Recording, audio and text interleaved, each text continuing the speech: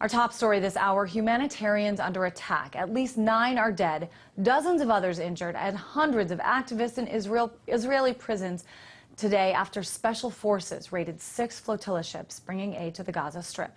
Here to tell us more, investigative journalist and RT contributor Wayne Madsen. Wayne, I want to talk about a couple different things, but first of all, the Turkish ship that was involved in this, that was working with the pro-Gaza movement to bring in these supplies, you have some familiarity with. I want to hear your perspective here. Well, the primary group in Turkey that organized the Turkish flotilla is called IHH, and we've heard from the Israeli government officials. They've said this group was somehow affiliated with Al-Qaeda. I met with the IHH people when I was in Turkey in April, and all I can say in response to the Israeli allegations is that's offensive claptrap from that regime in Jerusalem. These are humanitarians. These are human rights people. They were as concerned about the human rights situation in Turkey as they are in places like Gaza. So this is probably the worst kind of propaganda we've heard from a government since Nazi Germany claimed they invaded Poland in '39 because they were responding to a Polish attack on Germany. I want to talk also about, it's a pretty interesting relationship, it seems to me, between Turkey and Israel. Turkey is somewhat of a Muslim country and in some ways has been seen as the bridge to the Muslim world. There is a working relationship between the two countries, or has been for years. How do you see this changing now? Well, obviously, there has been a relationship. It's basically between Israel and the Turkish military, Turkish intelligence. It started in the 1990s, but the present AK party government in Turkey, which has been accused by Israel and its friends of being an Islamist government, it's a reform government, not Islamist. They have adopted a policy of engaging in friendly relations with all of their neighbors. That's a new thing for Turkey, and that includes their support for what essentially in Gaza is a open-air ghetto, a blockaded strip of land twice the size of the District of Columbia. So this relationship started to sour when Prime Minister Erdogan of Turkey basically stormed off of out of a meeting with Shimon Peres at the Davos Economic Forum some years ago.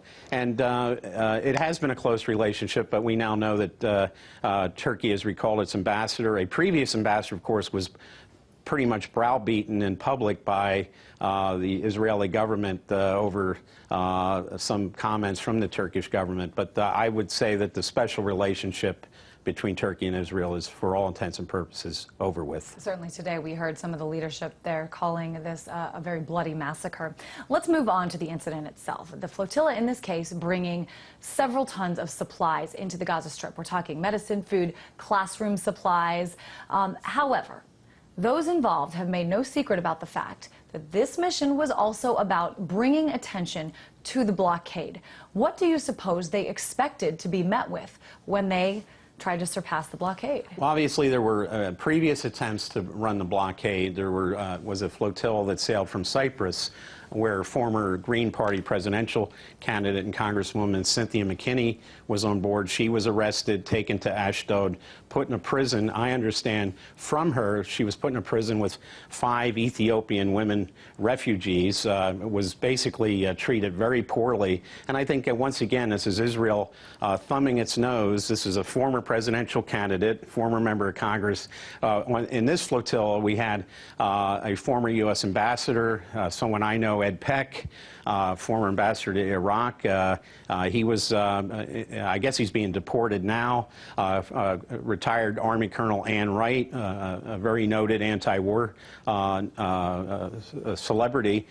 She was also arrested. So, again, Israel doesn't really care about public opinion. They've shown once again that they, very much like the apartheid regime in South Africa, their old nuclear weapons partner, and many people now, and it's getting more and more attention that this Israeli government may go the way of the apartheid regime in South Africa, that their days are numbered. We talked just a couple minutes ago about the relationship between Turkey and Israel. I want to talk now about the relationship between the United States and Israel. For years and years, most of my lifetime, this is a strong friendship, one with a strong foundation.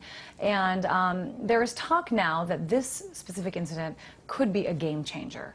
What do you think about that? It's a nice thought, but what we've heard from the White House so far is that they're supporting Israel doing its own investigation. That's a non-starter. Israel will cover up as they cover up all their other blatant violations of international human rights and international law. We know that Hillary Clinton has made phone calls to foreign leaders asking them to tone down her criticism of Israel. And as far as Congress is concerned, it's so much under the influence of the American Israel Public Affairs Committee. Some people call Congress Israeli-occupied territory as much as the West Bank and East Jerusalem. So, certainly some people on your same page saying that AIPAC is just too powerful and it will take a lot more than this Absolutely. To make some major changes. Wayne Madsen, investigative journalist and RT contributor.